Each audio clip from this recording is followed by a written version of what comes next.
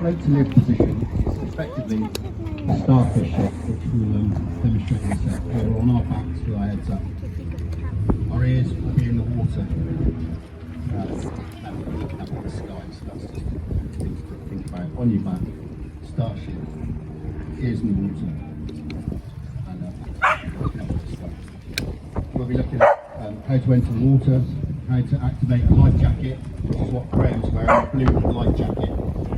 And then Ian and Nick's got buoyancy aids on, which would traditionally be used for kayaking, paddleboarding, that sort of thing, rather than sailing. Other than dinghy sailors wear buoyancy aids, but yacht sailors would wear what Graham's got on.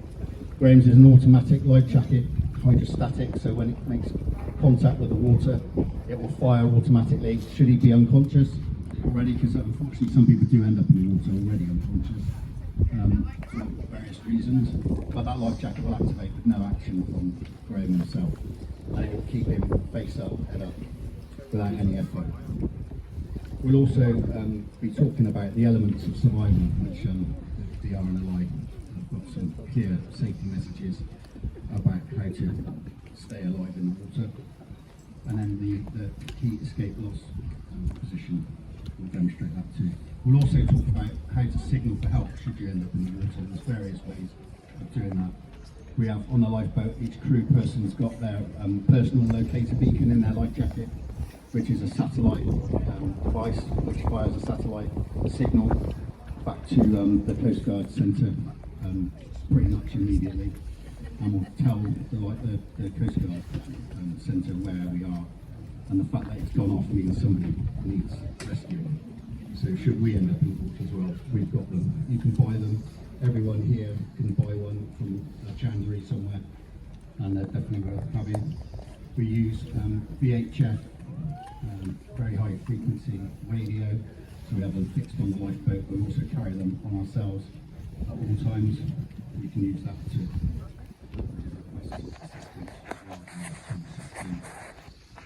we use smoke, so flares and canisters. We're not going to use any today because we've agreed that we won't, because it's a big deal for the Coast Guard when somebody keeps ringing 999 and say they can see a flare going off, because we never know when it's not us and it's actually somebody else, so we're not going to use them. We carry whistles and we have got torches as lifeboat crew, but it's nothing that you cannot buy yourself and equip yourself with, so I recommend you do that. Also, have a man overboard plan. As a crew, if you own your own vessel, then it's worth, as a skipper, making sure that you and your crew know what to do if somebody goes over the side unintentionally, especially if that person is the skipper who would normally lead the rescue attempt. So that is something that we recommend you do well in advance. We train for this all the time, and it's pretty instinctive when somebody goes over the side what we do, but you will need to know yourself. So, right, let's move on to getting wet. They're all looking forward to it, you can see. Okay, so what we'll do is we'll go in the water. I'll ask the crew to do the following. So look before they leap to make sure they're not about to jump into really shallow water. We know that there's enough depth here. They'll go in a star shape pretty much with their heads up. They'll cover their faces to protect their airway so they don't ingest water accidentally.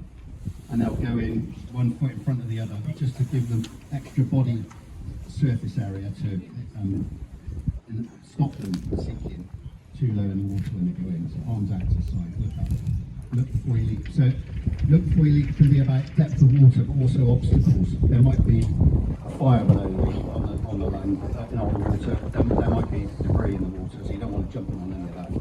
So chaps, if you're happy that you have a look before you leap, yep. Yeah, off you leap, go. So anyone who wants to upgrade life jacket now, you can take there it goes. You can just do it firing. So chaps, if you can still hear me down there, float to live please. Nice star shapes. Ears in the water readers. Ears in the water. Look up. There you go. So that is the position. So when we go in the water, if you're not intended to go in the water, the sensation of it in the water is a lot more scary than if you're intended to go in. But essentially the same things could happen. You could lose your ability to breathe in a regular pattern. Cold water shock will hit you, it'll take your breath away and make you pant, which is exactly what will lead to you swallowing loads of water, which we need to avoid. So this float to live position is what we should do. So anyone here, if there's kids walking to school and they end up in the marina, do that position. Your clothes will keep you afloat without the need of a life jacket, but star shape is the important thing.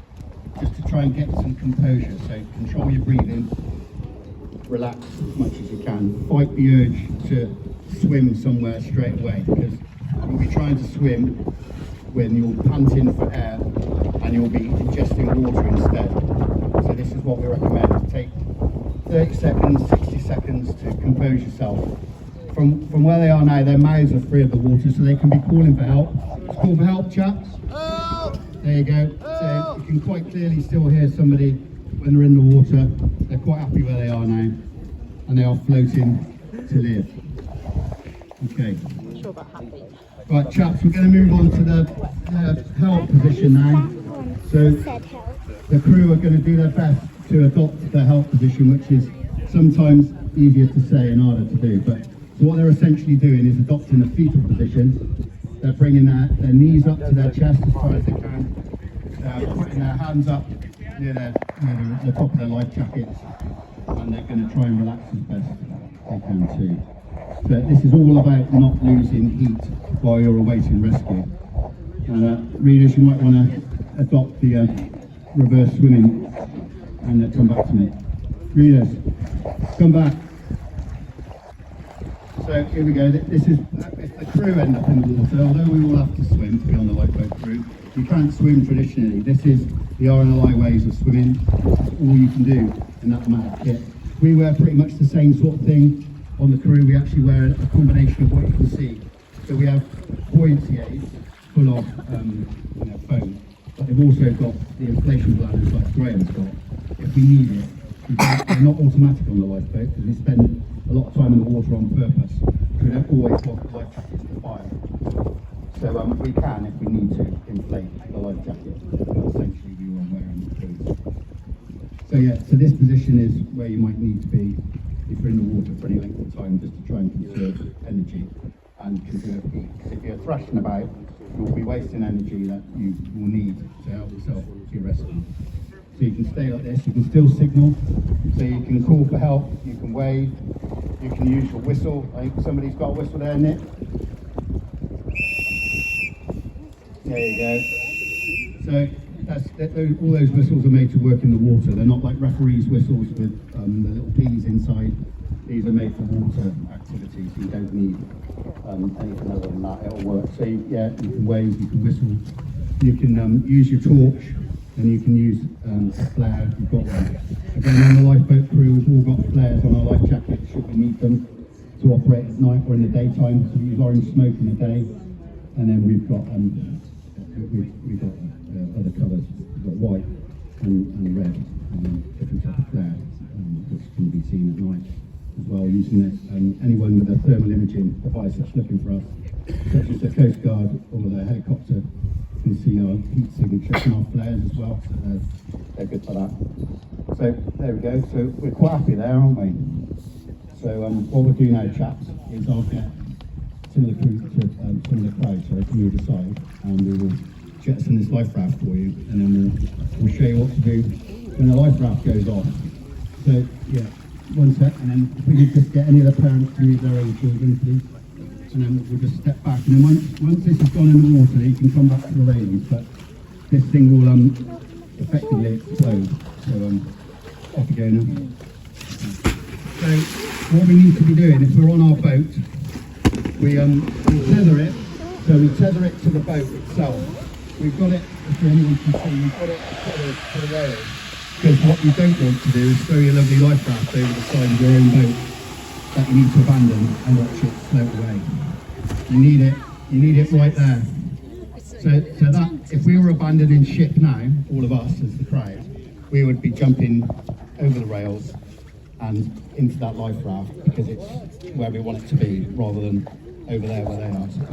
So the wind will have an effect on this life raft at some point, and it may sail away, but it's tethered for now. Then the idea is these guys will demonstrate now.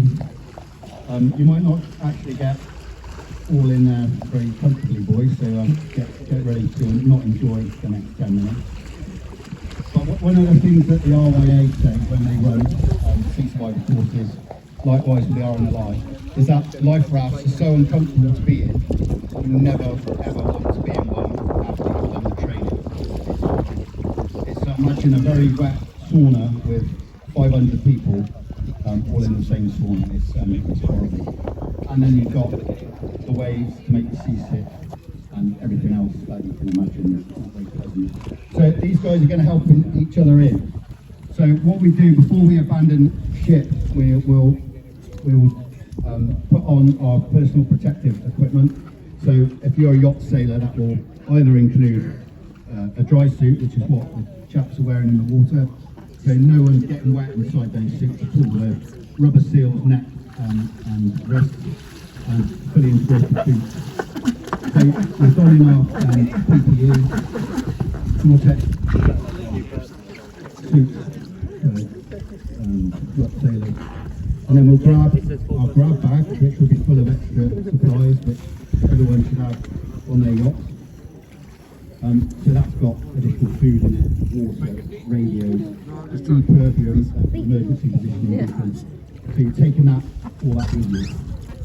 We've deployed the life raft, and like I said, no one really wants to spend any time in the life raft, so you must only get in the life raft when you absolutely need to.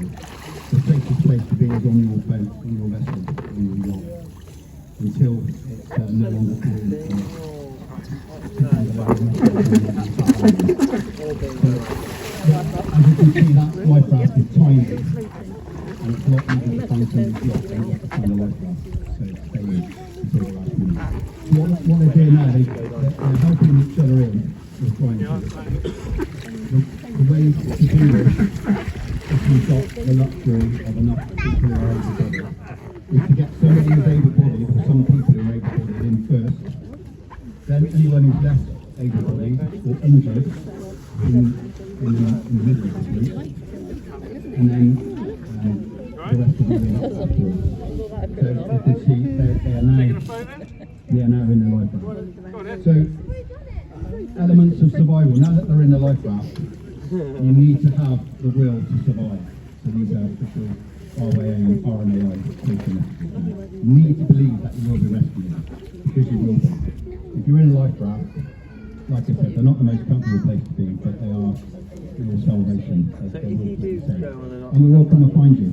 You can see on the top there's a little see-through, like a light bulb. That is actually a light that will fire a light strobe that we'll be looking for. There are flares on board. There's a knife on board. So what we now need to do is cut away that white line that is tied to the rail, which would otherwise be tied to your boat, so that you don't go down your boat and sink beneath you. So there's a knife stored on the inside of all of the doors of these life rafts. They all got the same sort of stuff in. Inside will be emergency water in little pouches and some food. Hopefully if you grab the grab bag, you'll have the first aid kit and everything else you need. But you will be rescued, so maintain your will to survive. If you are the mate or the skipper, then your crew, your responsibility at all times.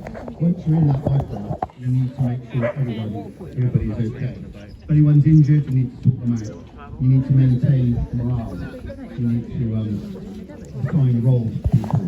So roles would be caring for your casualties, signalling, sorting out drinking water, sorting out food. Position fixing, yeah, you need to try and establish your position.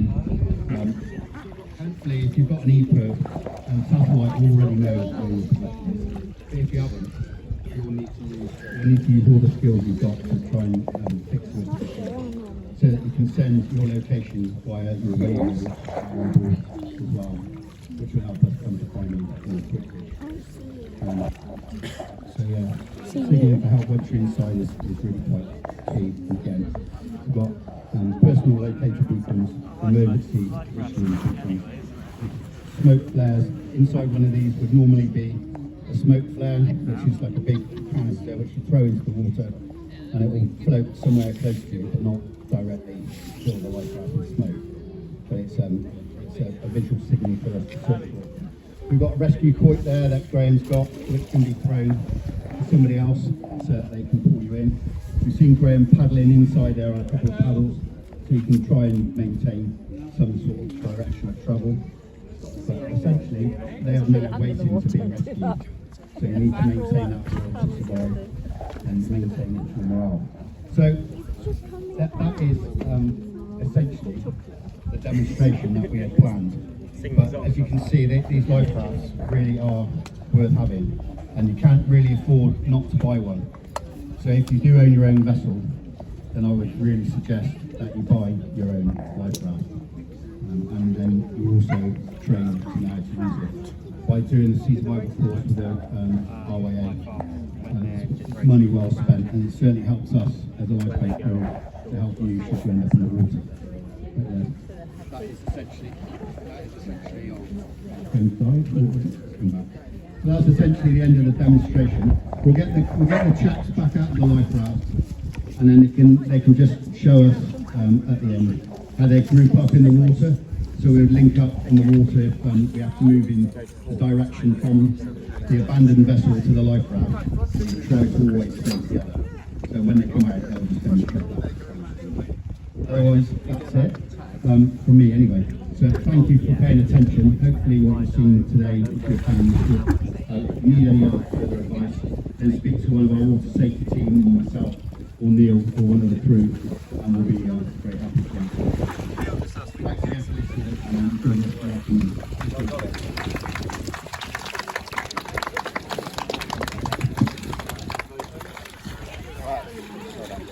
Well done, chap. When you come out, if you could just demonstrate rafting up together, please, just so we can see you do that, that'd be good. I wouldn't want to be the fourth person in that life raft.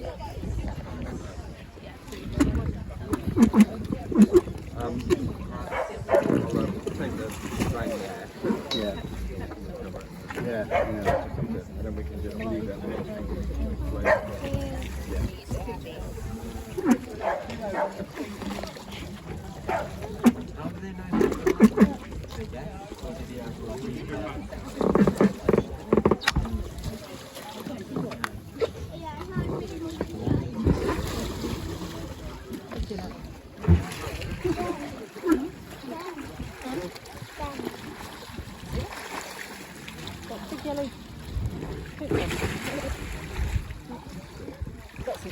So as we do at the college as well, if you can demonstrate just rafting up together like that, linking arms, and then swinging on our backs with our feet in the armpits.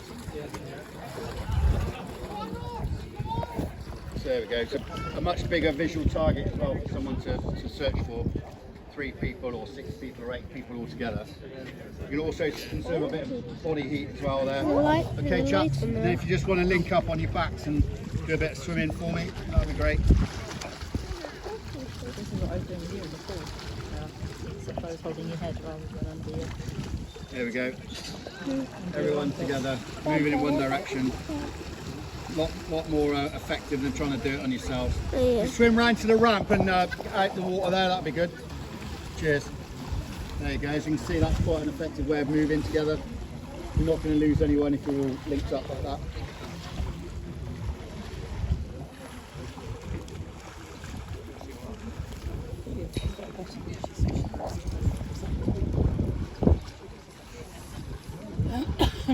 Right, well done, chap.